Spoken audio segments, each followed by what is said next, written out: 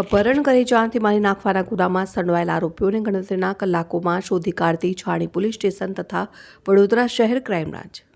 ગંભીર પ્રકારના ગુનામાં સંડોવાયેલા આરોપીઓ તેમજ આરોપીઓએ ગુનો કરવામાં ઉપયોગ કરેલ વાહનો અને હથિયારો સત્વરે શોધી કાઢવાની સૂચના હેઠળ અને પોલીસના માર્ગદર્શન હેઠળ બાતમીને આધારે છાણી પોલીસ સ્ટેશનના પોલીસ ઇન્સ્પેક્ટર આર.એલ. પ્રજાપતિ તથા જે.જે. ડાભી સાહેબ અને ક્રાઇમ બ્રાન્ચના પોલીસ ઇન્સ્પેક્ટર એસ.એમ. ગામેતી સાહેબ તથા પોલીસ ઇન્સ્પેક્ટર આર.એસ. ગોહિલ સાહેબ તથા police sub inspector Shri Y D. Gamit સાહેબ તથા પોલીસ સબ ઇન્સ્પેક્ટર જે.એ.